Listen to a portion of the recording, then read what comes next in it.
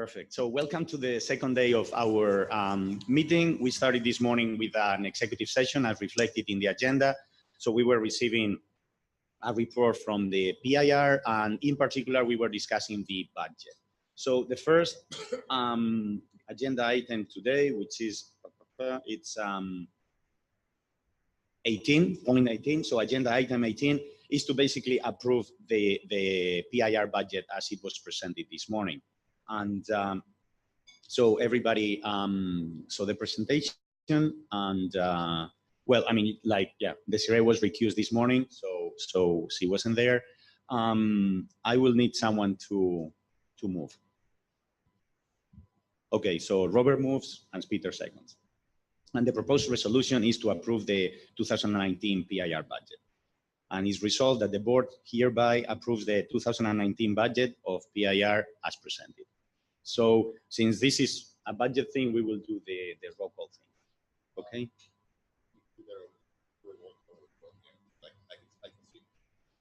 Okay, then we can do show of hands because, yeah, we are all here. So we're gonna do yes, no, abstain. So everybody voting yes, please raise your hand. Everybody voting no. Any abstentions? Okay, so we have 10 positive votes with Glenn and Desiree being absent. Okay. Good. Perfect. So the resolution passes. Moving on to the next point in the agenda, which is, obviously really, really important, is the plan for 2019. And, Andrew is going to drive the presentation. So Andrew, the floor is yours. Thank you very much. Those of you who don't know me, I'm Andrew. I don't know if there's anybody online, so I thought I would say that. We're going to talk about the action plan. The board, this has been circulated to all of you. Of course, it has not been published until it is approved. So I'm going to talk about this a little bit today. Feel free to interrupt me at any time. We also have many of the staff here who can answer questions if need be. Next, please. So one of the things that that we have faced a little bit at the Internet Society is that it's not always clear precisely what we're doing. If you look at, for instance, our web pages and it talks about what we do, there's our issues and then other issues and then another list of issues, which is also called other issues. If you look at that on your phone and you turn it sideways, it turns out that there are still two other issues lists. So we've had a problem where we've had a difficulty kind of narrowing down precisely what we're working on and understanding which things are topics that we're working on, things that we're trying to do, as opposed to the ways that we do things and so on. And we've been treating them all as topics. And one of the things that we're trying to do this year is to make that a little clearer. Next, please. The mission and the vision of the Internet Society can be boiled down into this sentence. And that's an important thing to do, not because it's an elegant sentence, it's not, but rather because it allows everybody to say with one, simple phrase, precisely why we are trying to do all of this work. What is the basis on which we're working? These are the things we want. We want the network to be open, to be globally connected, to be trustworthy, and to be secure, and we want to do that for everyone. Everything that we do ought to go towards this. This is what we think of as our strategic goal, what it is that we're trying to get to. So, if you're trying to run a military campaign, ultimately what you're trying to do is, defeat the enemy or something like that. And you have tactics along the way. The idea here is that this gives us this picture of what it is that we're trying to achieve. Next, please. So what we've tried to do in the plan this year is to tease out those topics that we're working on and to tease them out according to how that single goal, how the single goal tells us what to do. So what we're trying to do here is always, understand that context, hook these things together, and then we want to work both globally and in our various regions in order to achieve this in a consistent way across the actions. So we want to be working with our, partner organizations, the members, the organizational members, the chapters, our own regional bureaus, everybody working in the same direction, so that we achieve some sort of common output. And then finally, there is this other issue, which is that the Internet Society has not always been super good at specifying how you would know whether we had achieved what it was that we're going to do. So this year, we've got some items in the action plan. They're not super aggressive, but they are particular targets that you can hold us to, so you'll be able to tell when we're done whether we've actually done it. Next, please. Now, I said a little bit ago that there's a distinction to be made between what it is that we're doing and how we're trying to do it. And these have not always been made as clear in the distinction as they might have been. And what we're trying to do this year is to make that much plainer. So there are, and this is what I call the what and how diagram. So we have in the middle of this particular things we're trying to achieve. We're trying to connect the world. We're trying to build trust in the internet. We're trying to improve the technical security. You notice that these things are mutually supporting, right? You can have trust in the internet if you have the connectivity. You can't very well trust it if you just don't have any access to it. And also if the technical security is improved. And of course, if we do all of these things, then that shapes the future of the internet. It changes the outcomes. But what we do is not the only thing, because there are lots of ways that you could do this, right? You could do this in the way that some nation states, for instance, want to do it, which is by owning the internet and closing it off to everyone. But we don't think that that's the right way to do this. So we think that we want to do this with a community because it's the internet. We have to do that as a collaborative thing. It's a collaborative approach. If you want to build things in a community, you can't go off on your own and go in the corner and do things yourself. You've got to do it with everybody else. And we have to do this. We have to do this with a strong voice. We have to speak plainly and clearly about what it is that we think has to happen. So we can't be, all blamage about how, what the outcomes are. We really need to talk seriously about precisely what it is we want to have happen. And if we do that, then we build those twin pillars that we've talked about for many years, right? The access part, which is like, do people have access to the internet? And on the other hand, the trust. Do they believe that it's worth doing? I think it's important to recognize that, for most of the Internet Society's existence, there was never any question. If you ask people, do you want access to the internet? It was just obviously a good thing. And people are starting to ask themselves whether the internet's really such a hot idea. And that's terrifying to me, because the truth is that they're simply forgetting all of the benefits that they get. That's what's really going on, right? You focus on the negative things of the negative circumstances, and ignore the fact that you're just completely dependent on this tool now. We sort of can't get along without it. And I think that what we need to do instead is face the difficulties and tackle them as meaningful problems that we could conquer together if we worked on it seriously. Next, please. So in order to do this, we're going to build on last year's plan. The 2018 plan made a number of changes for the Internet Society that I think were entirely positive. The effort to align things around campaigns created the first, seriously measurable items in the organization. And I think people have learned quite a bit from that, but there was some refinement that we needed to do. So in order to do that, we're going to refine campaigns this year to focus exclusively on what's, right?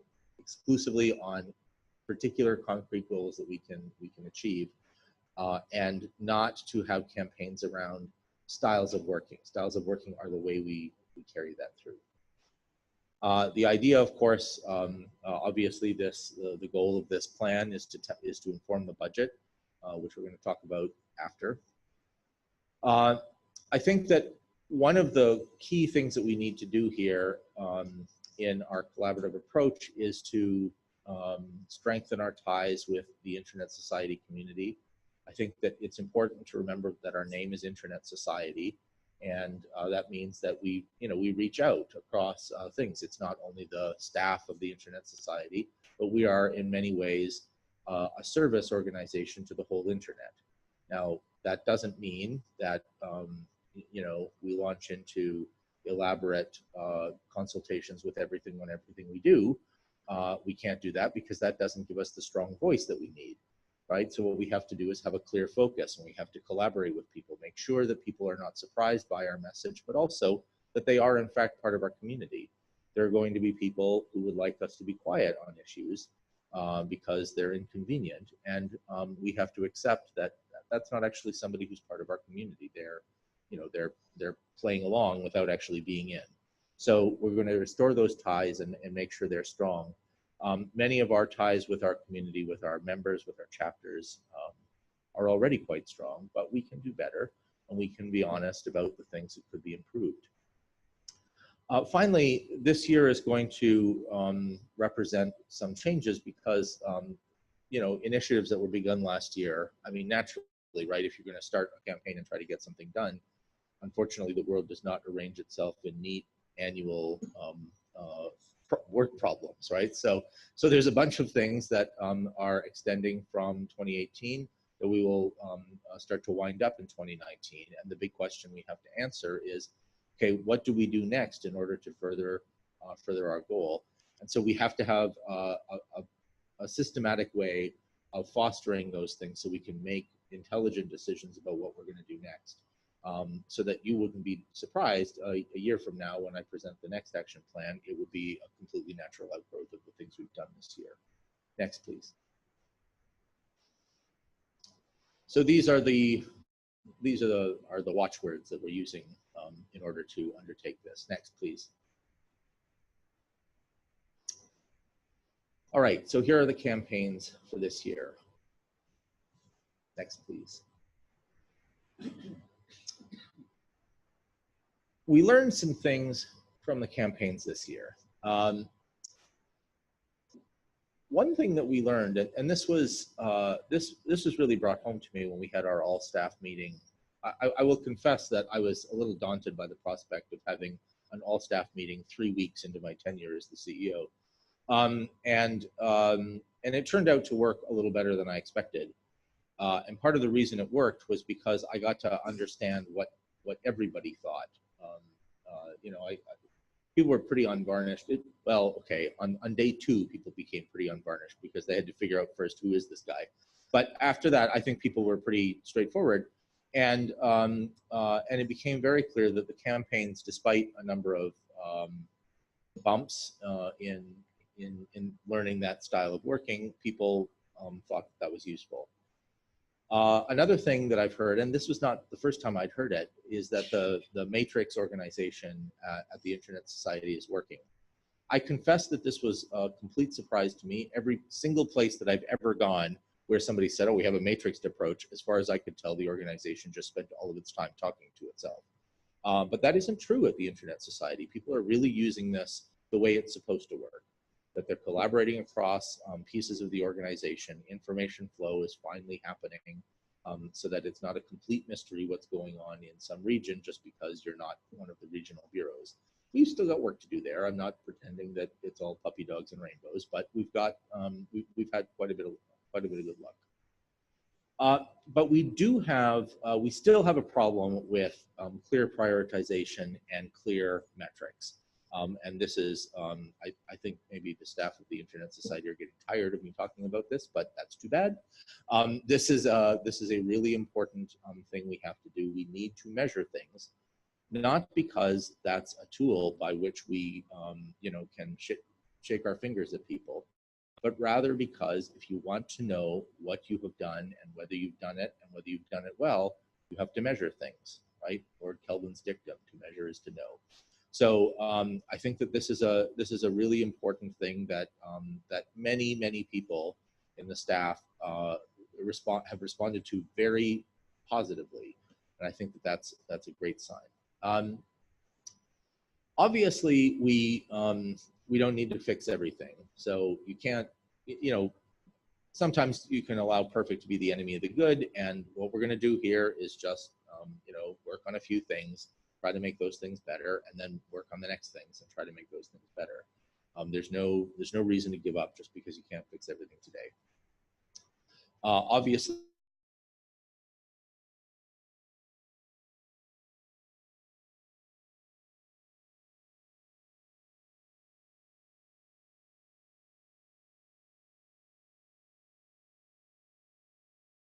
I know this will come as a complete surprise to the global audience, but something that doesn't work out perfectly. So we're going to have to accept that sometimes we're going to fail, and we're going to fail in public. That's what this is, right? We're working in front of everybody, and if we say we're going to do something and it doesn't work out, that's a little frightening. And that's okay. It's okay to fail. And I think that this is a message that I've tried to send in the action plan this year so that people understand. We try something, see if it works, and if it doesn't work, that's also information. It's one of the important things about trying things out on the internet, right? The internet didn't get where it is by trying things that always worked. If you look through, for instance, the RFC series, there are hundreds and hundreds of RFCs that have been published that are just utter trash, right? Nobody implemented them. There was an entire replacement of the Who Is 4 times, and none of them have taken off. So I think that you know, that's certainly true. It's also true in the policy realm, right? We can all of us think of various attempts of public policies that have just been abject failures, and we shouldn't be afraid of those things. We should instead measure what works, decide whether it worked, and if it did, we can improve them, and if it did not, kill it and move on. Yes. Give you a break. Should we be documenting these failures? I mean, I completely agree that like you need to go off there and try things, and if you fail, however good or bad, that we just have to make sure that we document them as well, so that we try to redo it again, and the next year we can be like, well, what are we doing differently? Yes. I'll go ahead and toss in. I was going to say a similar thing, which is that one thing that can help tell that story is super clear metrics, and you can see very clearly that you failed. Right. That's a pretty important thing. Also, I may asking to adding the sharing those experiences is important. The failure is good, though many people didn't try to share those things. So that's going to be a very important thing. Yeah, there was a really interesting thing that happened a number of years ago where AFNIC had a really bad day in .fr because of a DNSSEC failure. And I remember it happening at a meeting, and to his credit, Stefan Botsmeyer got up at the microphone and went through, like there in front of us, the taxonomy of what had gone wrong like the night before. And it was inspiring. It really was, because what we learned from that was, oh, you know, this is a thing where everybody is sort of feeling their way in the dark.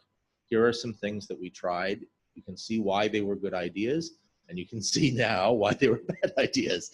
And that's an important thing that we have to do. We need to be exemplary in that way, right? That we need to show what it is that we're capable of offering the world. Next, please. So the key thing that we're going to work on here are these: connecting the world, building trust, and improving the technical security. It's not too surprising that these align pretty carefully with campaigns that we've had in the past. But the other thing about it, and the other thing about the campaigns, is that we emphasized the campaigns a lot in 2018, and then we emphasized the difference between the campaigns and the other things that we were doing. this created a certain amount of confusion when we were talking to the rest of the world, because people like, well, how do these things fit together? And the thing is, if you look at the campaigns, if you look at those efforts, they really are efforts to do one of these things, and they fit together with the rest of the work that we're doing. So we're either trying to connect people, like for instance in the community networks stuff, and so the community networks efforts fit together with, for instance, our ongoing sort of maintenance mode efforts in IXPs, or well, that'd be the obvious example. Similarly, the Build Trust effort. So we're trying to secure the Internet of Things there. So what do we, what does that fit with? Well, actually, that is not unrelated to the efforts that we've had around, say, TLS or around DNSSEC or things like that. It's not like these are completely separate kind of problems. And then, of course, that building of trust links up with the technical security issue, where again, with strengthening the global routing system. Okay, manners is not something that you do, certainly not for its own sake, and it's not something that we would do in isolation. So our concerns about, for instance, securing BGP via various cryptographic mechanisms are a complementary effort to that. They're not separate, but this is the thing we're trying to do right now. That's the place where we're putting the most effort. And so you can see the campaigns as just a logical expression of these large areas of action. Next, please. Next, please. So we're continuing to work on connecting the world. We're continuing to work on the access efforts here. The community networks campaign is going to shift a little bit this year. We continue to try to make sure that the economic and operational or technical viability of community networks is possible. We want to continue to influence the policy and regulatory frameworks. And we want, obviously, to continue with some capacity building and so on. These are all things that are presumably very familiar from last year's action plan. Next, please. So we continue here. I mean, there's this sort of campaign versus programmatic distinction, but I think that you will hear us emphasize less, oh, this is a campaign versus not in the coming year. I think that distinction is one that's more internal than external. Nobody cares whether what you're doing is a particular campaign or not. That's not something that anybody else cares about. That's really just a tool for us to organize our thinking about it. So we continue also to work, of course, on interconnection and peering. We have this fairly large partnership with Facebook. And so we're trying to accelerate IXP development. And what's interesting there, of course, is that, a couple of years ago, people would have said, well, we're de-emphasizing. This is, in fact, something that I heard from somebody before I joined the staff, that, well, you just stopped working on IXPs. I'm like, no, there's a whole lot of people working on this. But because the emphasis wasn't a holistic one about access, the idea was we moved away from IXPs and just moved to community networks. Whereas internally, I think the people who were working on these things thought that this was part of a spectrum with a particularly pointy bit. So I guess the spectrum that was shaped in a V or something. I'm sorry, this analogy is dying even as I speak. So in any case, the idea here is that we continue in this effort. Obviously, we need to continue just as an organization that wants to speak in any sense about the internet. We have to go and continue to participate in network operator groups. There's that's not a thing that is optional. That's where the network people are, so we need to go and talk to them there. We have to continue to, speak with other groups such as the UN. That's not this is the environment in which we play, and we have to continue to build those ties. We want to continue working on these sustainability forums, but of course, we want to make them sustainable in their own right. So AFPIF, we've already begun the efforts to turn that into a standalone and independent mechanism. The Indigenous Connectivity Summit or Community Summit is this is only the second year of it, but it was quite successful, I think, in both years. And I think that we will continue to see that build up and gradually turn into something that is operated much more by the community than by us, right? These shouldn't be Internet Society initiatives. They should be society initiatives that work with the Internet Society as one of the contributors. And obviously, you know, all of this promotes the sustainable development goals, but you know, whereas for some organizations, the SDGs are the end in themselves, it would appear if you look at their materials. For us, they're just like a sort of byproduct, right, of the thing that we're trying to do, which is to make the internet for everyone. Next, please.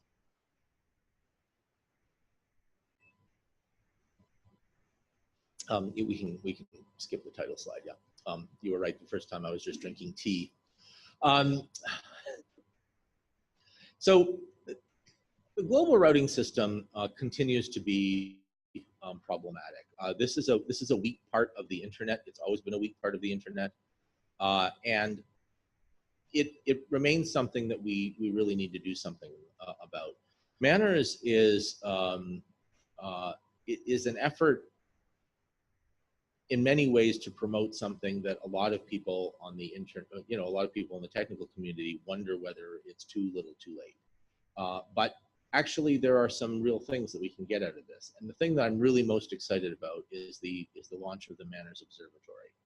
So that is coming, we're close to it. I'm not sure exactly how close, but if you want to know the details, I'm sure Salam will tell us lots and lots. The observatory is exciting to me because it allows us in the world to see what is happening on the internet, what is happening with routing. This, and I don't want you to be surprised about this.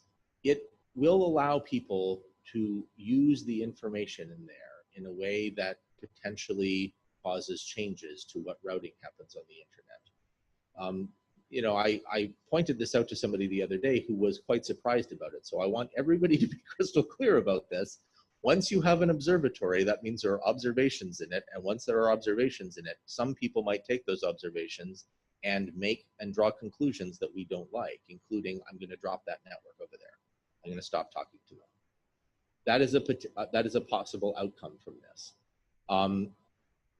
We believe, the Internet Society, everybody who believes in the internet itself, believe that the self-interest of inter-network routing is a thing that causes the internet to grow and be sustainable, right? We believe in that technical reality that the internet has won because the networking technology produces greater strength than any centrally managed networking system.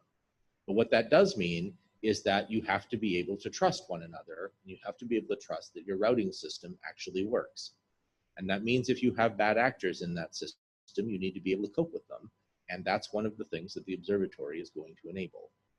So I don't want anybody to be surprised by that if this happens, because that's an important feature.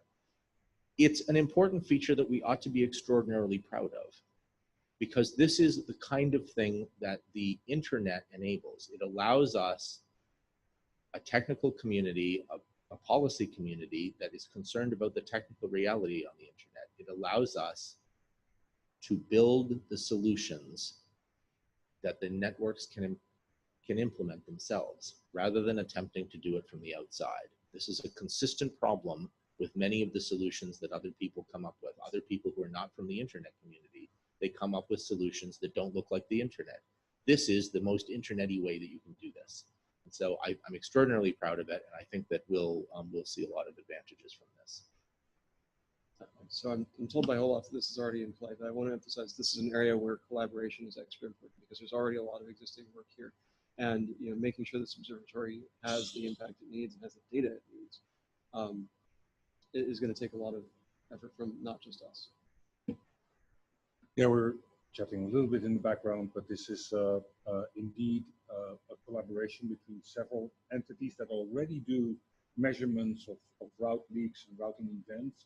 We collate that data and we present that in a way that is relevant for the Manners community, so that the Manners community can take action, and we can look at the effectiveness of the Manners program itself. Yeah, I agree that there's good work to be done here, especially in terms of kind of operationalizing and weaponizing the data that are out there and putting it to a rhetorical use. So I'm glad to see that. I will also say that, oh, sorry, go ahead. Yeah, this kind of work is quite important for more larger, IT industry and community. So we should send a message. We are expert of routing and inter-traffic. Then we doing that kind of work. So as Olaf said, that the other community or the other people are working together. So that is the we focusing on this. Then this is quite important to verify the real thing that happened to the people who ignore those. We always fighting with them. They don't have any real data, just saying something based on their poor observation. That's going to be a very important message from us. So I think you're right. I will say also that there are quite a few contributors to this. We have a community of people who are working on this. The fact that this is launching is also exciting people. So new people are looking at it and saying, hey, we want to come along too. And that's, I think, only an excellent thing. The other thing about it, and Olaf hinted at this, but if you look in the action plan, one of the things we say is this allows us to decide whether this kind of work can be effective. We can look at the incidence of things that happen on the internet as disclosed through this observatory and decide whether we're actually having any effect, whether this is moving the needle at all. That also is an important thing, that we need to understand whether our efforts are causing the outcomes that we want. The measures that we're looking for are very much outcomes based. We're trying to make sure that the outcomes are what it is we're measuring. Gesundheit. Next, please. Oh, yes. I like the observatory. I'm just curious if some, like if you see some stuff in some network being done in a certain way, and that network happened to be under certain national political control, and as a result, you try and do whatever you think you want to do. Do you think that could have a boomerang effect on something? I mean, it's a scenario that I'm just thinking through right now. So. Yep. Yeah. So this is a transparency tool for a broader community, and the Internet Society doesn't touch routers. It's other people in the routing community that touch routers, and if there's very bad behavior of route leaks or route diversions, and the community says it's enough of it, then I don't think that that will have effect. Specifically, if that is a network that is under government control that is doing that.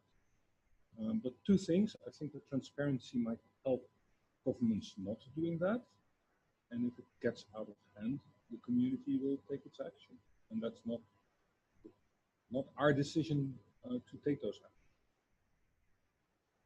However, if the manners, just to add, if manners, norms are being implemented, these things will likely not propagate, so that the effectiveness of those actions will become less and less. Also, we can realize that we can help the operators who are working in such countries because of the neutral and transparent data. Then we can start to work with them, implicitly, very smartly, without any confliction with the government policy. So that is quite important. We are very neutral, very transparent, we basically ignore those government policy in front. So have we been approached to work with communities like RRIs that some of them want to install RPKI and want to be part of this, or? Well, the observatory is less about the RPKI and much more about really BCP 38 style, route controls. But it's nice that you asked that because, of course, we flipped the slide. And there remain other efforts that we need to undertake, and among these are various BGP security efforts. So we need to continue working on those other issues as well in order to improve the technical security programs. I see Olaf wants to say something more. Yes, one of the actions and I don't have the wording on top of my head, but one of the actions in MANAGE is to help promote verification methods. We're technology neutral in the phrasing of those actions, but obviously the intent of that wording is supporting of RPKI and BGP-SEC or whatever technology comes in to increase routing security. And RPKI is definitely something that we are interested in discussing among our community, and conversations are going on with some of the RRs that are promoting RPKI. Some other RRs are a little bit less further down the road in global deployment of RPKI. Yes, thank you all. I know that different RIs have different views, so it's good to actually remain open and neutral.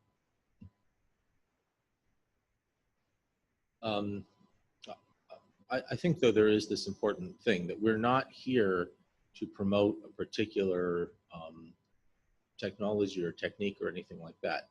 We're here to try to move an outcome, and that's the thing that we're aiming to achieve. And that's why all of these things are listed here, right? That what we're trying to do is achieve certain kinds of outcomes. Some of these are techniques, like for instance, the time synchronization stuff, the improvement of that. This is part of the reason I want to highlight this one, is because there are some things on the internet that very few people have a direct interest in promoting themselves. In particular, there's essentially no business case in time synchronization, right? Like there's nothing, nobody sells the time synchronization stuff. That's not a product. And yet, literally every cryptographic system in the world depends on this. So it's kind of important that we have reliable and secure time synchronization. And so this is the kind of thing that really only the Internet Society is really equipped to do. And so that's part of the reason that we continue to do those things. Anyway, the rest of those things, I won't go through them one at a time. Next, please.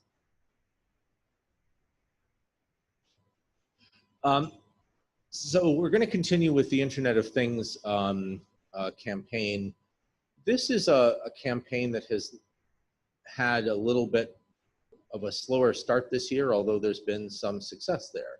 So we believe that this is going to continue being successful this year, but we have some concrete goals that we're going to set for this so that we can sort of make a hard-nosed determination next time around. So it appears that we have, well, we believe that we have the likely commitment from 5 manufacturers given 10% of their market segment within the year, and we're going to be able to test 10 devices. So this is not, right, this is not a huge move in the market. And yet, if we could get 5 manufacturers with 10% of their market segment, I believe that there is a potential there actually to move a market. If you can get 5 manufacturers and they've got 10% of their market segment, that's a market differentiator, and it's big enough in the market that it actually could start to move things. This is admittedly not a hugely aggressive goal, but it's still a goal that I think you know, we can undertake. We do have our memorandum of understanding with Consumers International, and that gives us a path into an area that we, you know, let's face it, we're not naturally good at sort of end user devices. I don't know if you've noticed, but like some of the Internet Society people are geeks, and maybe user interfaces is not, you know, the first thing that springs to your mind when you think of that. I think that this is one of the things that we're trying to do, and so we're aiming to get to these targeted demographics. We're trying to get there with 20%. We have a significant investment planned in this effort, and it is in partnership. Therefore, you know, it's in partnership with somebody who can actually reach those consumers in a way that traditionally we can't. So I think that we hope that this is going to be successful. We have had some success with policymakers, and we're going to continue to work on that. Next, please. And once again, this is part of a wider array of efforts that we make in order to build trust. So we have all of these partnerships that we're working on. That's always a very difficult thing to measure, and I think that this is one of the problems that that we have. That being effective in the world sometimes requires that you just kind of hang around with people and be friendly with them and so on. And then the question is, well, how do you measure the effectiveness of that? We're still struggling with this a little bit. I think that this is one of the areas that we're going to work on. Precisely how is it that we can measure the strength of those ties? But I think that it's one of the things that we probably really want to do. The OTA community continues to be an area where we're attempting to work, and we've got some examples of stuff that we've been successful with, so that we want to continue to work on it. The OTA community, could maybe learn some things from the quite successful story we have to tell around NDSS, which continues to be a very successful conference, and we're very proud that it has an open publication history. So we're going to continue to press with that. Similarly, we've got the Global Commission on Security in Cyberspace, and that continued development of those norms is, we hope it's useful. The goal here, of course, is to speak out in favor. I mean, it says here to speak out against internet shutdowns, and this is correct. But the point here is not actually to pay attention to the political situation there. What we're trying to do is defend the internet. We want to defend the network in its own terms, to say this is a tool that depends on a certain kind of trust. It depends on all of the networks working together. And if you don't have those networks working together, you don't have the internet at all. This isn't some political choice that you can make where you're going to have multiple networks networking together. If you don't have that kind of internetworking, you don't have an internet at all. You have something you might call the internet, just as I might call this a bus, but it's not. And that's a really important part of the message that we need to continue carrying forward. Next, please. Now, we've got a whole bunch of potential things, and everybody wants us to work on their favorite topic, right? So people are always coming, oh, you should work on AI, you should work on cars, self-driving cars, you should work on commercial control systems, you should work on blockchain, you should work on all of these things. And the thing that we have to do is to decide what it is precisely that we're going to do. We have a whole bunch of questions about what these emerging technologies do. We have a global internet report that's going to come out this year that has more questions than answers in it. And the reason it does is because the topic, which is consolidation and concentration on the internet, turns out to be much harder than even we thought when we started. And so the natural thing to do is to say, look, this is a report that sets up a bunch of questions that we have to answer. And there are serious problems having to do with the way the internet interacts with the rest of the universe, right? The social reality, the economic realities, and so on. And we need actually to be able to say something about that coherently, because if we don't, nobody will. And so this is the kind of thing that we're going to be doing in the Shaping the Future of the Internet efforts this year. What we're trying to do is narrow down precisely what it is that we are going to be able to talk about. But I think that what you will see is a gradual sharpening of a number of topics, and you should expect throughout the year, you should expect regular reports on things that we're uncovering and how these become areas of focus in the future. Next, please.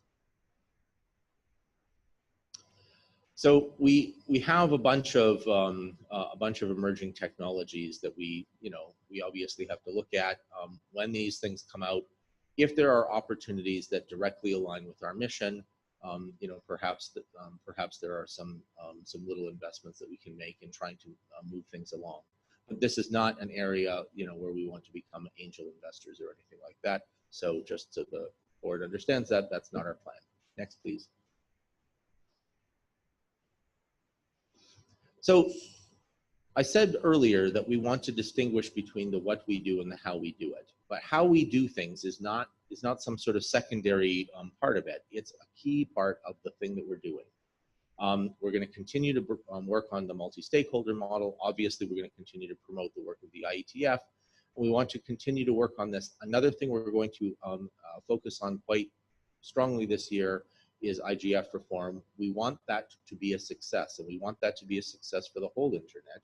We don't want it to be a thing where we're propping up an activity forever without any obvious outcome. One of the things that's really interesting about the IGF is that it's a place where all these people get together and they talk about what the issues are and so on, and then things kind of don't happen, and then people have another year to think about it, and then they come back and they talk about how it hasn't moved again. The internet did not get deployed because people decided to talk about how many problems there were in the way. And one of the things that's interesting is that the IGF hasn't somehow fostered a community such that people come away from that and say, all right, 5 of us really care about this. Why don't we go away and work on it a little bit? And I don't exactly know why, but I'm hopeful that maybe we can, rejuvenate some of that spirit of the internet so that people will come in and say, all right, we're interested in this. We're going to work on it. Next, please. Our community, depending on whom you ask, either we have a really strong community and everything's Jim dandy, or we have, neglected our chapters so that they're, poor stepchildren who are, left like Cinderella to clean out the ashes in the fireplace, or something somewhere in between. I think, in fact, we have quite strong relations with our community, and in particular, those relations are closer depending on where the interface is. But what we need to do is ensure that people understand that this is a consistent, thoroughgoing focus throughout the organization, that we understand that the staff of the Internet Society is really just a core around which the wider society is built. And this isn't to say, this isn't to say that we're an organization that is controlled by or operated by its members. That's legally not how we're structured, and we understand that perfectly well, and we want to make that perfectly clear to everybody else. But we do have a responsibility to make sure that the wider community understands the Internet Society as the premier place to come together to work on these problems. And I think that we need to respond to that, really, really well. So there remain, a number of opportunities in this area. The Chapters Advisory Council, you just heard yesterday some discussion about that. We obviously have some improvement of the links that we could make with our chapters, although I think the chapter situation is in pretty good shape. I think that our membership activities are going to be a high priority item this year. We did an imperfect job last year arranging things with our organizational members, and we obviously want to improve that. I think our individual members probably sometimes wonder what exactly it means to be a member of the Internet Society, and it would be great if we, made that a little bit clearer. So I think that we have a number of areas where this is going to be strong, and look, really quickly to see some changes in emphasis in order to build this up. Next, please.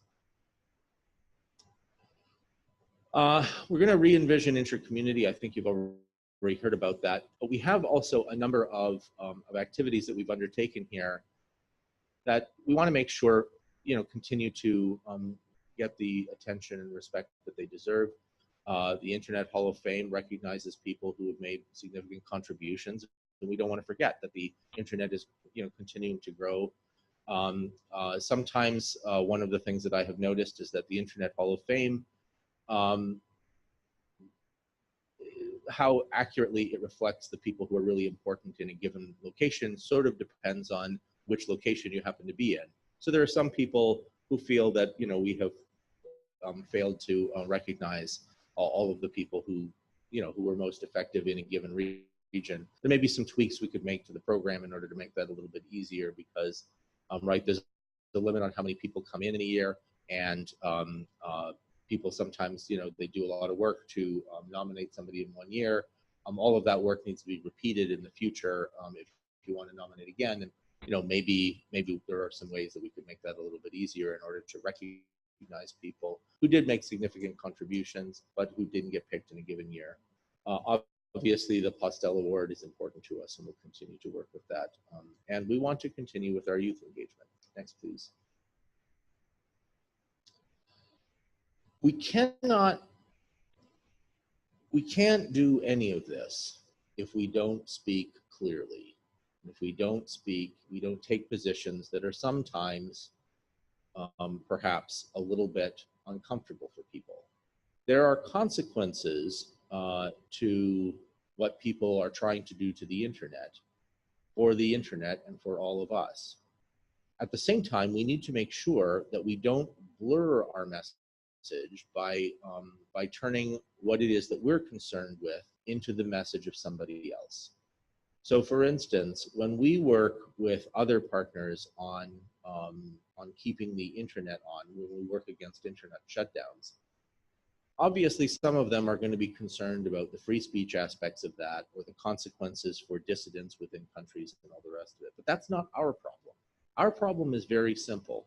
If you turn off the internet with any regularity in your jurisdiction, very quickly you don't have the internet at all because people don't believe that the internet works there anymore. And so then they stop using it and you lose the benefits of the internet.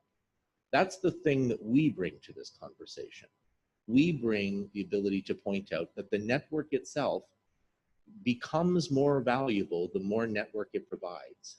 And it becomes more valuable whatever your ends are, that we can perhaps agree or disagree with the particular outcomes that you are trying to achieve. But what we can offer is some understanding of how this tool works and what its benefits are. Now, there are going to be people in the world who reject this tool. There are going to be people who say, we don't want it. And we need to be clear, okay, we can't make you connect.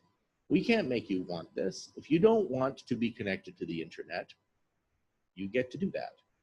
That's not a comfortable feeling, however, to say, well, there are going to be some people who just don't want to be connected. There are going to be some governments who are not really allowing their country to be on the internet. And I think that we need to be crystal clear about that. We need to be able to say, okay, I can't help you if you don't want this tool. I can maybe help you with some things though. For instance, you're going to use something like this tool within your country, and you want to learn a little bit about how to connect your remote communities. You want to learn a little bit about how to connect places that are not commercially viable. Hey, we can help you with community networks along those lines. Because what we're doing is we're building the networking functions that are necessary for the future, taking advantage of the internet itself. So those are the kinds of things that I expect us to focus on in the upcoming year. Next, please. Next, please. So we're trying very hard to focus on these topics. We're trying to keep our focus narrow so that we don't diffuse ourselves. Obviously, we want to align our resources according to that. We also need to be a somewhat more agile organization. It has sometimes been observed to me that the Internet Society doesn't always move as quickly as it might. And, we're only 120-ish people. We're really not that big an organization. We ought to be able to move quite quickly. And so I think that this is an area of some focus for us this year. Next, please.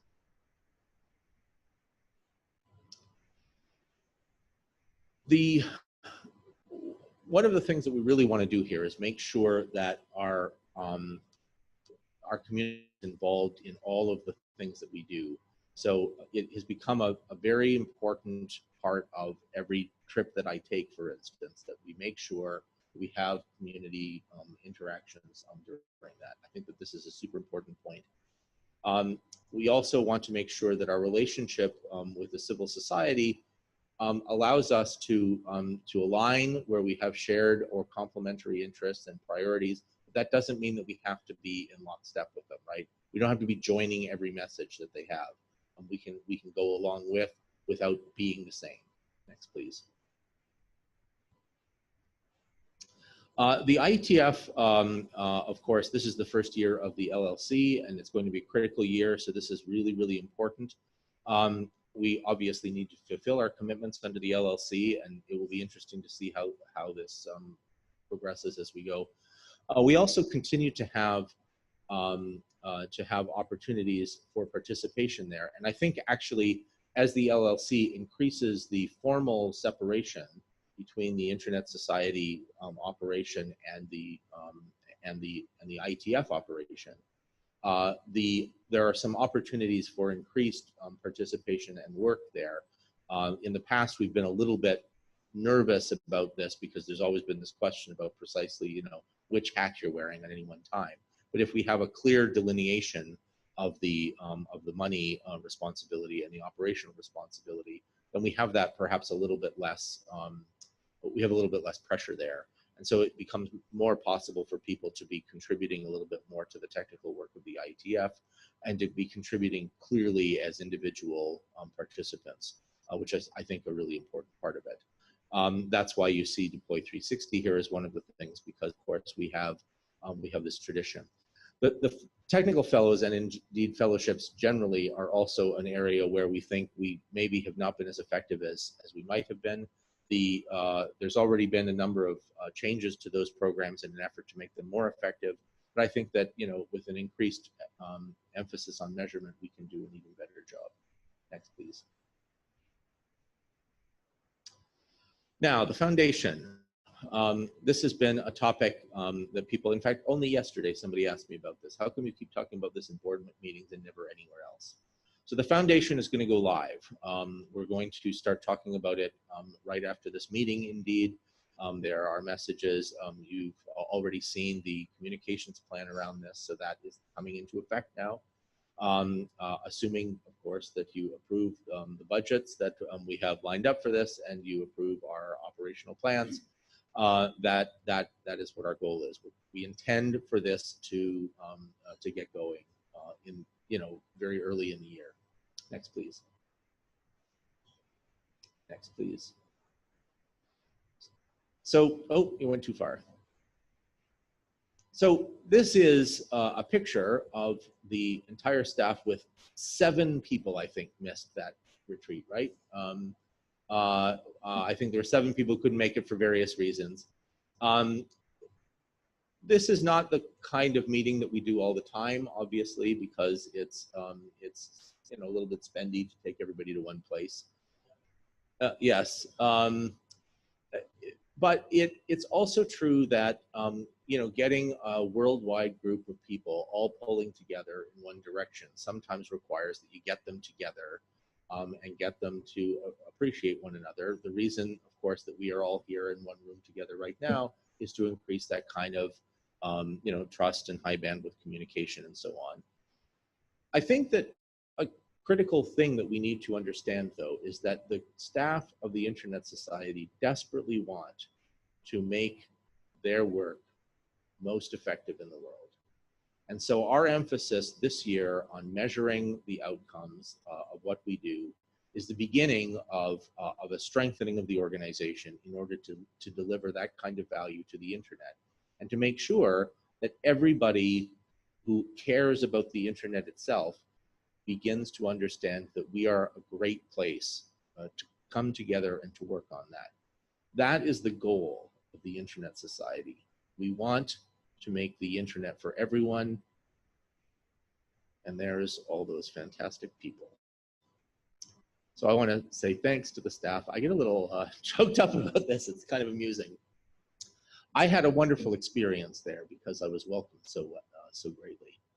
And I think that a critical piece of doing this is to make sure that you understand what it is that we're trying to achieve, what it is, all of those outcomes that we're trying to make true, so that in the coming year and in the years to follow, we will have the your support and your guidance in making sure that we deliver the best outcomes for the internet, that we deliver an internet for everyone, and that we do it successfully with all of our partners and the entire internet society around the world.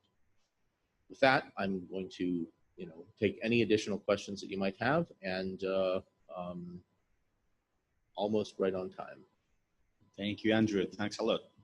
I think it was a really good way to put together the action plan and to present it so that it is really clear the taxonomy you threw at the beginning, and how to separate the what from the how and from the why. So I like that. I have like 4 quick points, 2 kind of not important and 2 somewhat more important. So the first one is like I made exactly that comment when Kathy proposed the matrix organization the first time. I said, I've been working myself in matrix organizations. I've never seen them working, so I'm really happy that this is working for you guys. So that's really good.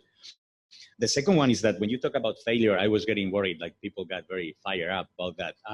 I think that the way we have articulated that is more like a lean startup type of thing. So focusing on the learning as opposed to failing. But obviously, you need to fail to learn. But as long as we focus on the learning part, it's completely natural and necessary actually to fail. So those were the non-important points.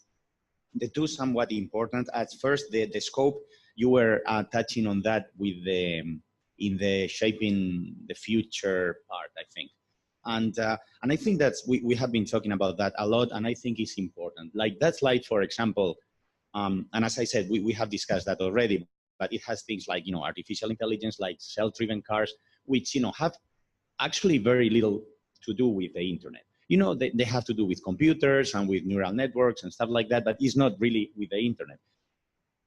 We may want to include that in the scope, right? And say that this is for some reason relevant to what we do, or we may want to say this is out of scope. But in any case, I would like to kind of make an explicit decision at some point. So this is something I would urge you to discuss with your leadership team and everything, so that we define clearly the scope and what's in it and what's outside.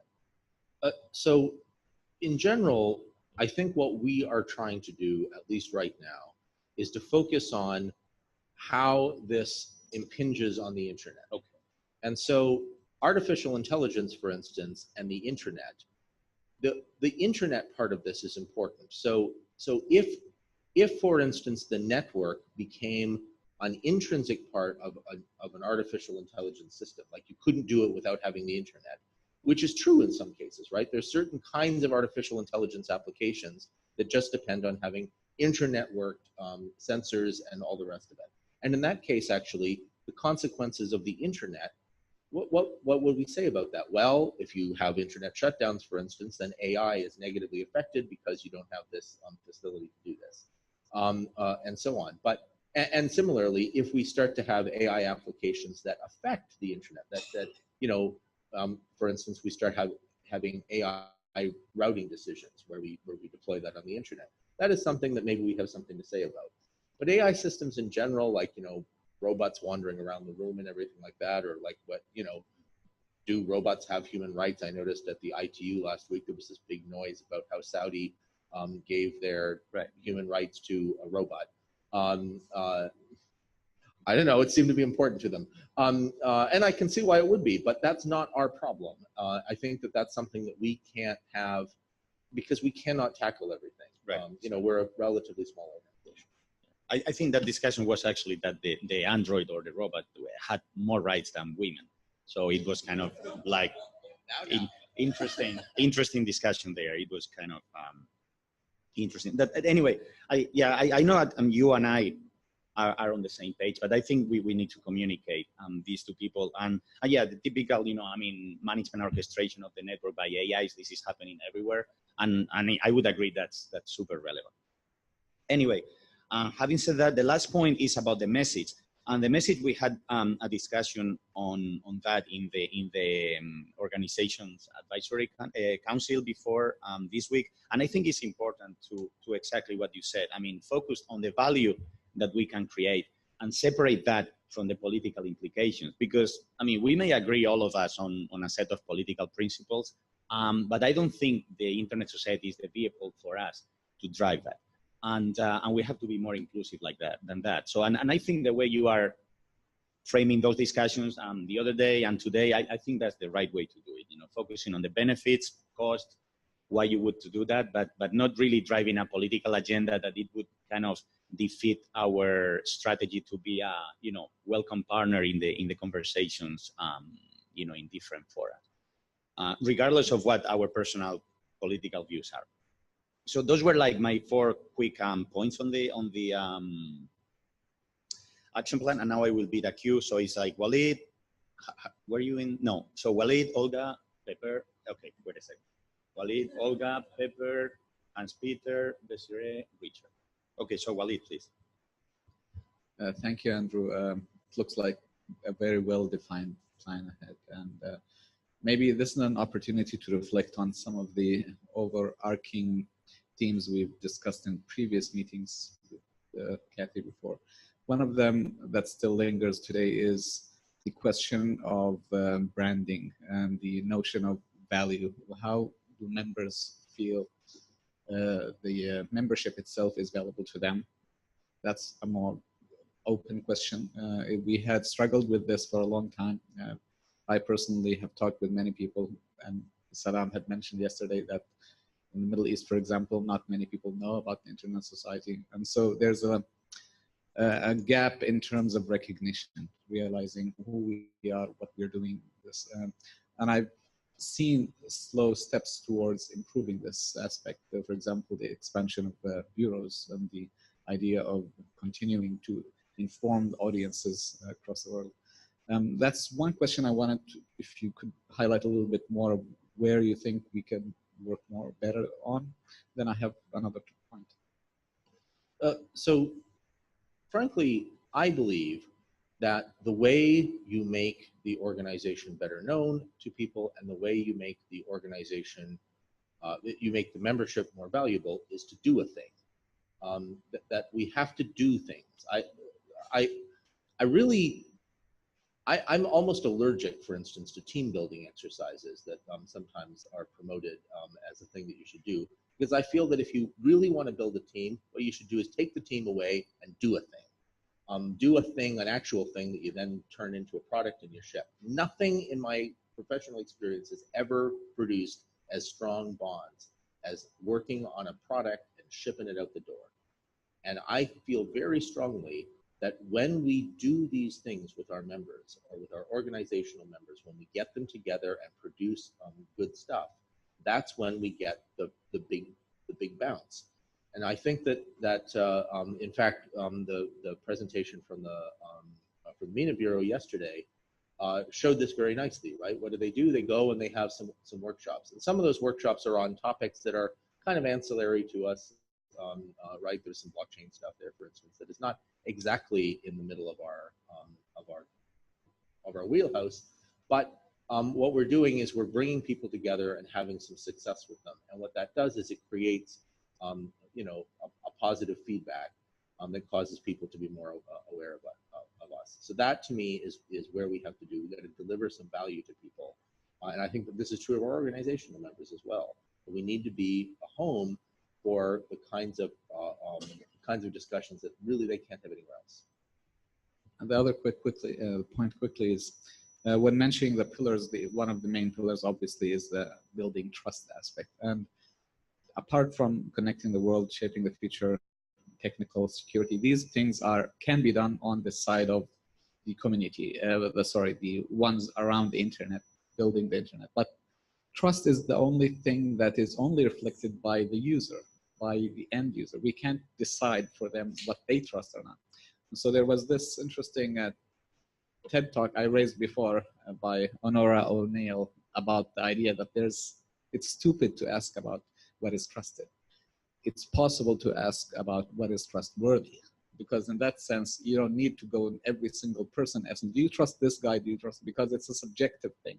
That brings me to the problem. If we are going to measure, because you mentioned the idea of measuring, and I like that tremendously, empirically measuring whether we have achieved certain things, would we ask, is it trusted, or would we ask, is it trustworthy?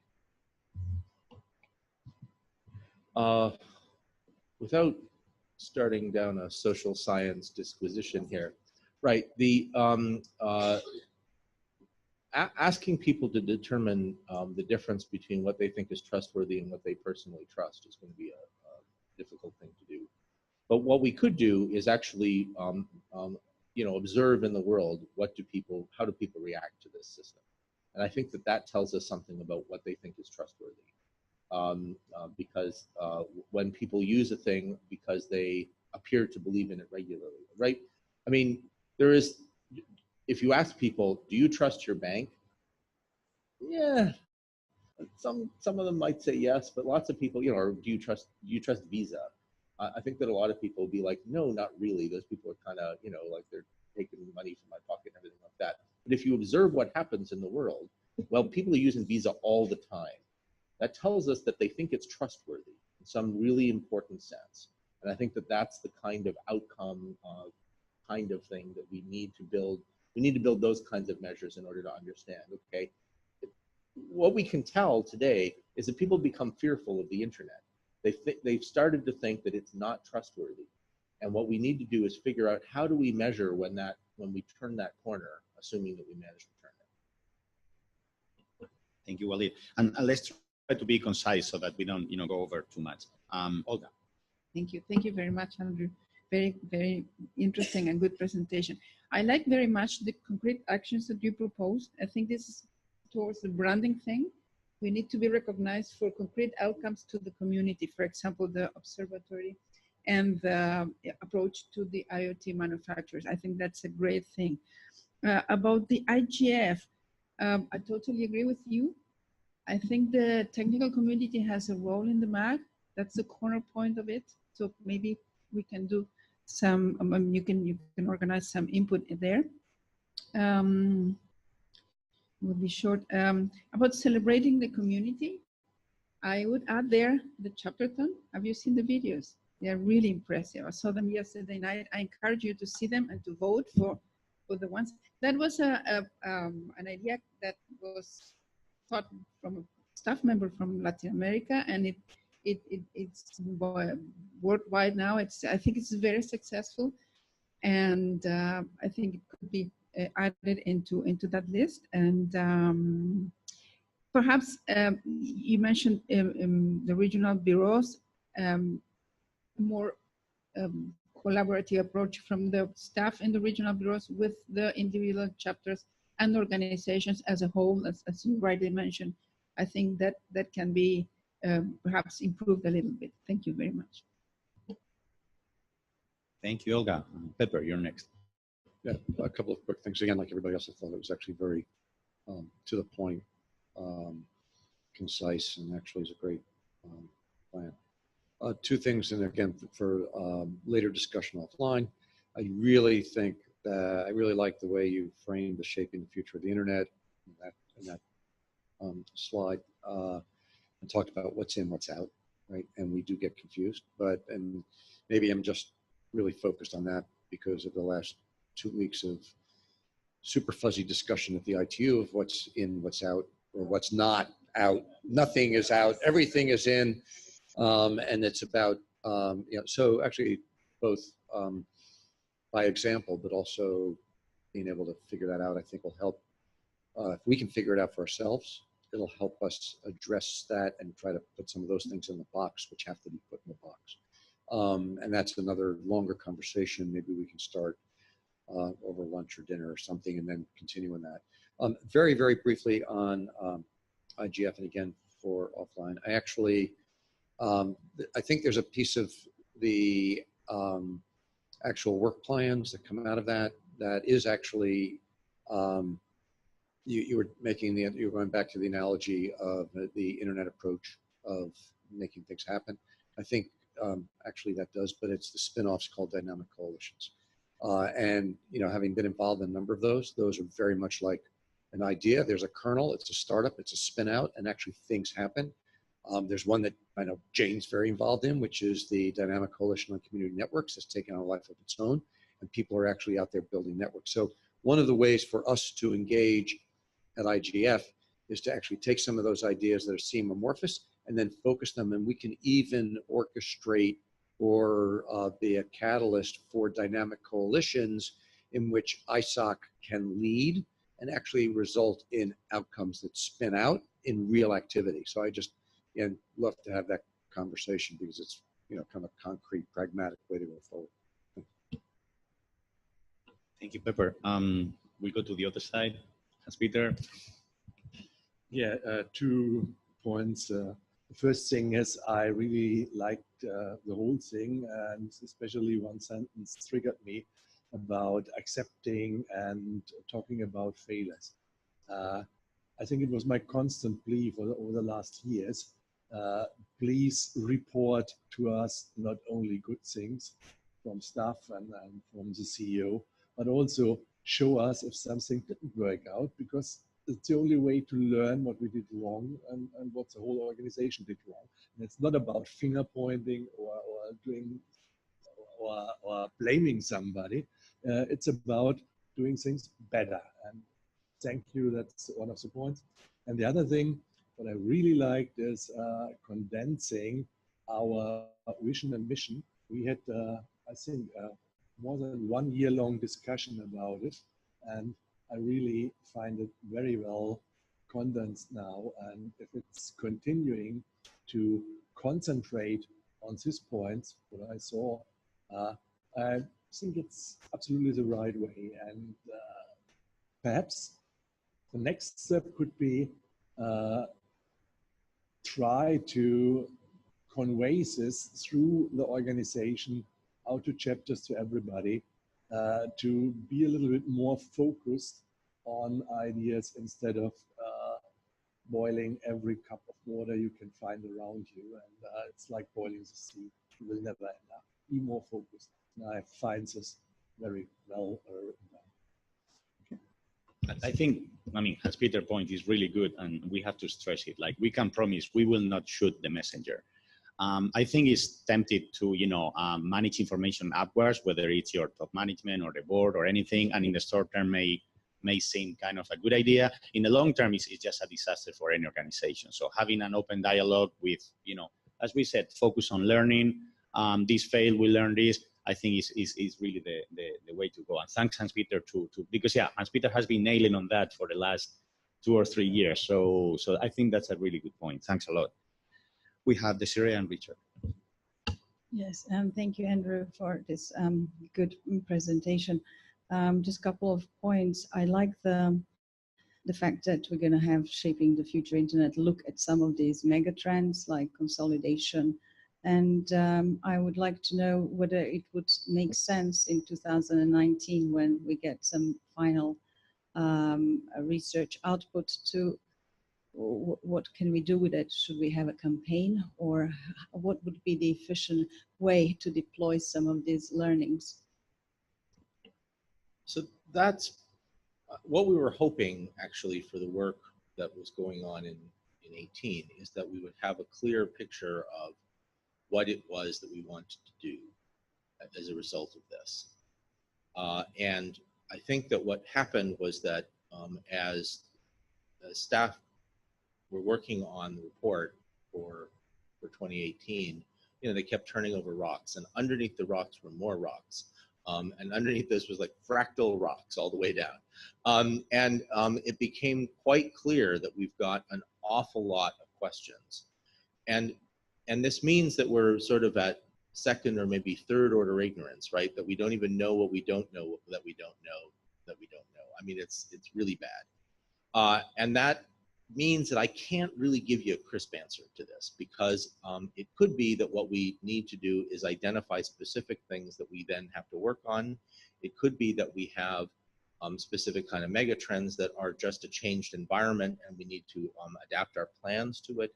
It might be that we've got facts of the world. It might be that the internet has changed for instance, we have this paper that we've relied on for a long time about the internet invariants. Maybe some of them are wrong. I mean, that's an empirical question that we need to answer. And so the short answer is that we won't know until we get there. But it's pretty clear that we need to take this input seriously and then try to figure out what the next steps are. I don't promise that it will be fun, but I promise it will be interesting. Yeah, I think hopefully we'll catch that train that has already left the station. I think the last thing I would say, the AI, we mentioned about it, but my fear is that AI is going to become the synonym of the internet, of automation, of all the things that are happening online, that countries buying technology from one big country may buy cheaper AI technologies and just equate it with the internet access and social credit systems and whatever you need to run the infrastructure. So I think it's necessarily important to, make these distinctions. Yet I also see a very huge uphill struggle there. Teaching the users how to do that. So I'm happy there are going to be some efforts undertaken. And lastly, I think the important thing that we sometimes don't talk about is the growing of ISOC membership, because we have these chapters and AC, and we know it's difficult to get new members. We know we're forming good new chapters. And then there is this, I would like to know maybe to what extent we as an organization have some kind of goal, how big could we grow and how can we grow community. I believe chapters would definitely feel very received if any of these efforts that where we go and grow community, they would be included in that. But I think this is a really big question and I don't expect to have answers. I'm just thinking this is a good opportunity to raise it. So I do have a quick answer for the question of how many should we have? And the answer to that is I have no idea and I don't care right now. Because what I don't know right now is why it's a benefit for people to join us. I think that is that's the answer that we need to make. We need to have a clear answer in what it is that you do when you're part of the internet society, when you're part of this wider society. And that gives us a sort of reasonable addressable market. And at that point, we're in a position to say, oh, well, we could get this big and not change the nature of the society, right? We could grow arbitrarily big by adding like every topic that ever talked to the internet, right? And then like the Society of Gamblers and the Society of Anti-Gamblers and the Society of like medical practitioners and all these people, each one of whom might use the internet sometime, they could all be part of the internet society. But that wouldn't be a very focused society. It would be difficult to know how we would, how we would make changes in the world in that case. So I want to focus on what it is that we're doing first before I start talking about how big.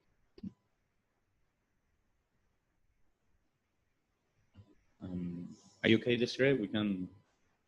Yeah, I am for the, we can continue. Okay, then I have Richard and Hiroshi, and again, be concise. Yeah. So overall, I think this is excellent, excellent work. To use your choir metaphor that you've heard a few times, I think it's hitting the right notes.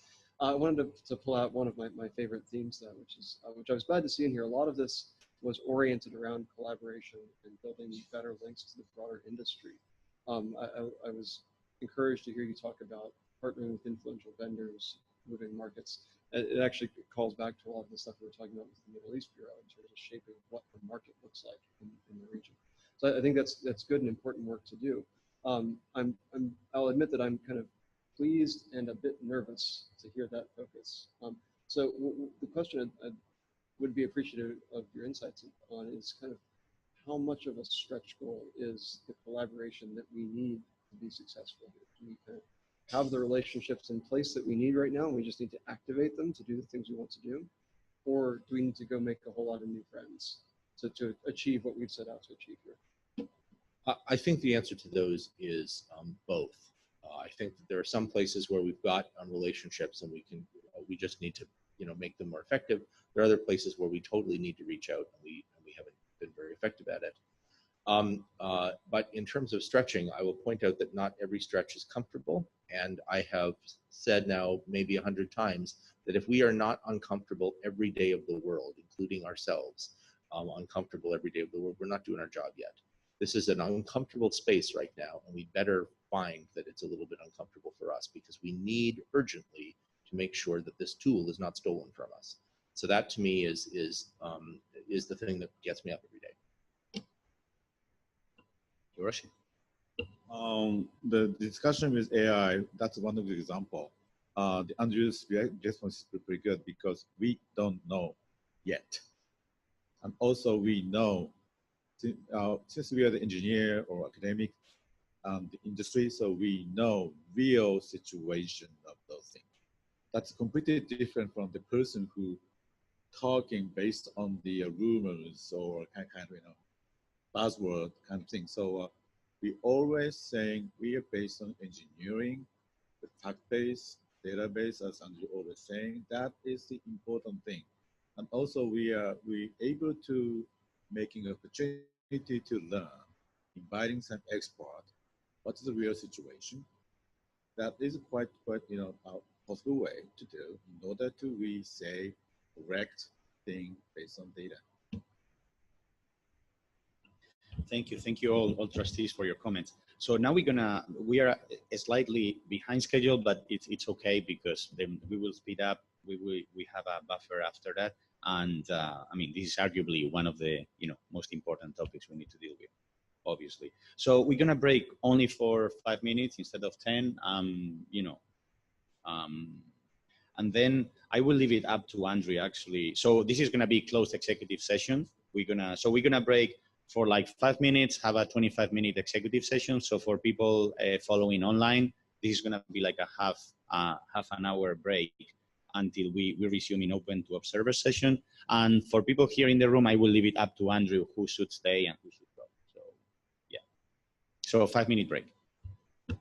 Okay, so we are back from the executive session. We are in open session or open to observer session again. And now we discussed in the closed session the budget proposal, and our treasurer is gonna summarize it for our audience. So Sean. So I guess this is just to kind of to let you know that we did our job, that we did meet in early October to see a preliminary proposal for the budget where we peppered Sandy with a bunch of questions, and some revisions were made. They were distributed to the board so that we saw it before we got here. And then we had a presentation earlier, a few minutes ago, and it was the feeling of the finance committee that we should approve it. So that's it for the report. Thank you so much, Sean. So now we're going to have two resolutions. One is to approve the budget itself, and the other is to basically the transfer of funds that we need to do to the IETF LLC. So two different resolutions. So the first one is basically, to approve the Internet Society, action plan for 2019 with its associated budget, as was presented before. I need someone to move. Okay, Olga moves, Pepper seconds. And since this is, has to do with money, is the approval of the action plan and the budget. This is one of the most important resolutions we passed during the year. We're gonna do it with a roll call. So everybody's gonna be saying name, and then the options are yes, no, abstain. So please. Pepper, yes. Olga, yes. Harish, yes. Walid, yes. John, yes. Gonzalo, yes. Sean, yes. Hans-Peter, yes. Desiree, yes. Richard, yes. Isaac, yes. Glenn, yes. Okay, thank you. The resolution passes unanimously.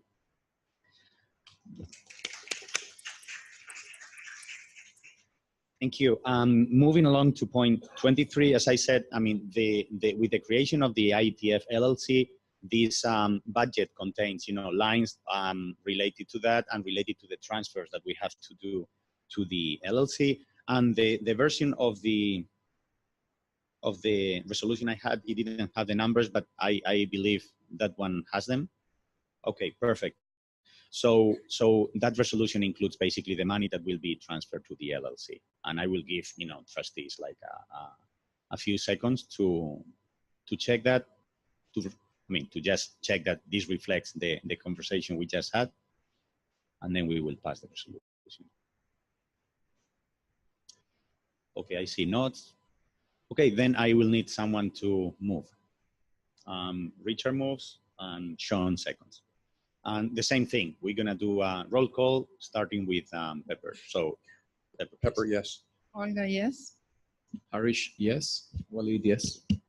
John, yes. Gonzalo, yes. Sean, yes. Hans-Peter, yes. Desiree, yes. Richard, yes. Zach, yes. Glenn, yes. Okay, the resolution passes unanimously. It's not that we clap for every resolution, but these two are very important. So I think it's justified. Only for resolutions that involve more than $10 million. Okay, so that's our threshold. I didn't know that. Oh yeah, exactly. Maybe I should do something here. Okay, great. So we're gonna break for lunch here because they are waiting for us already and we are a bit delayed. We're gonna have a 1 hour lunch break. So for people remotely, we will reopen actually in open to observer session, and we will be basically getting a report from Olga first thing on the PIR nominations committee and timetable and all that. We also may have actually, and John is working on it, a resolution about the retention policy we discussed yesterday. You mailed it up already. Okay, so if you guys can check your emails, because if everybody's okay, we can pass the resolution today. If we need further discussions, we will, discuss it and approve it at some other time. So that's gonna be kind of the plan for the after lunch session. So, 1 hour, see you later. Thank you. So we're gonna get a status update on the PIR nominations committee by Olga. So Olga, please go ahead. Thank you, Gonzalo. So the Internet Society will be accepting nominations for the Board of Directors of the Public Internet Registry, PIR. Just to remind us, the PIR business is to manage the International Registry of .org, .ngo, and .ong domain names and associated international domain names, IDNs. So in 2019, there are 3 positions open into PIR board.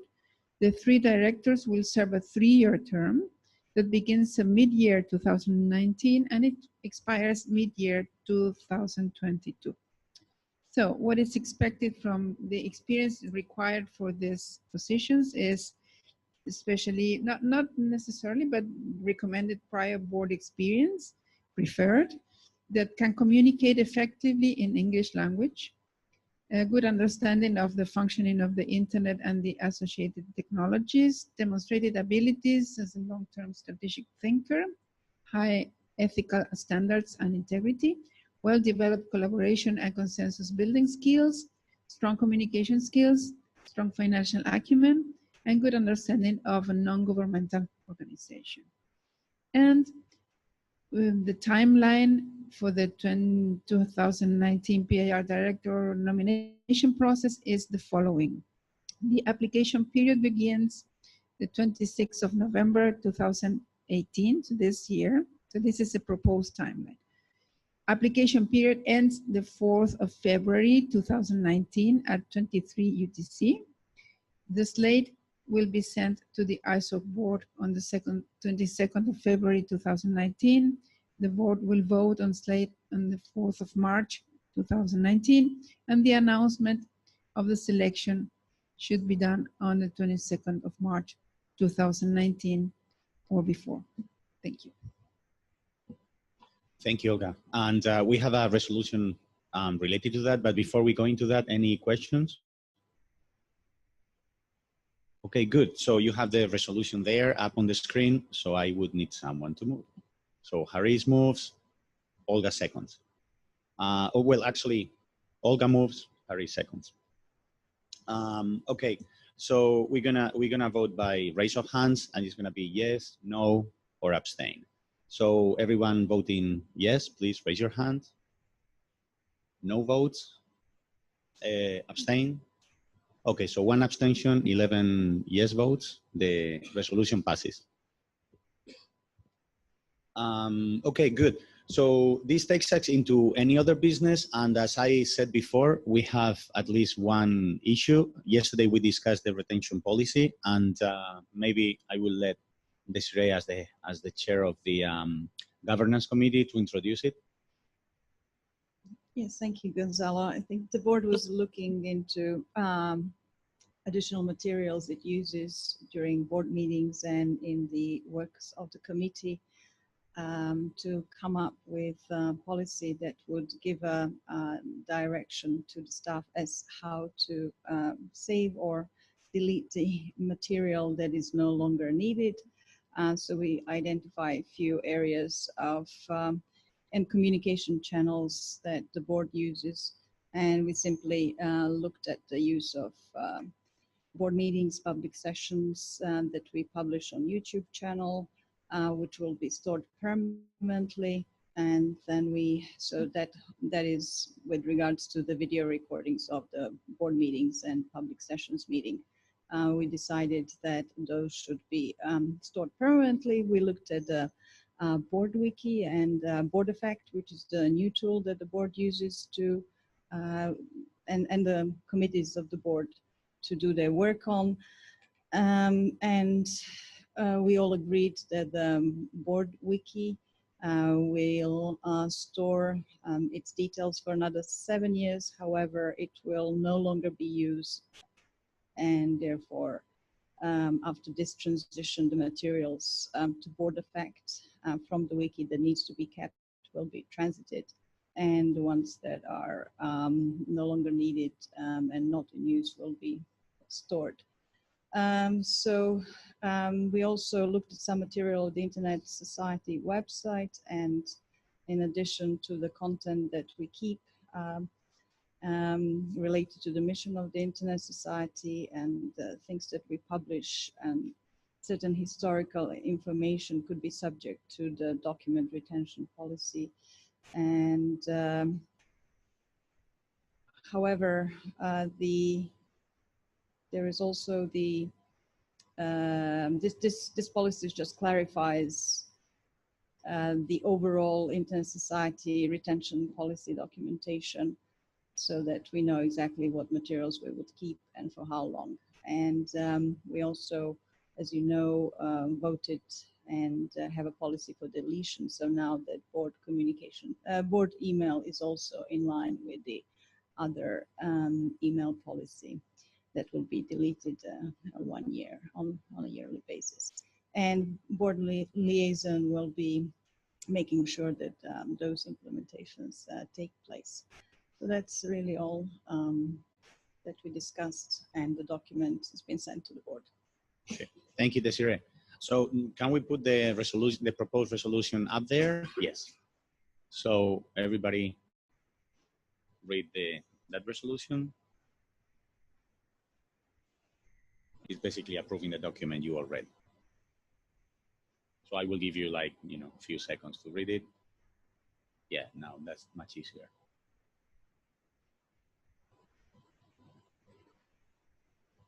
Okay, good. So we're gonna vote again by raise of hands. Yes, no, abstain. So true.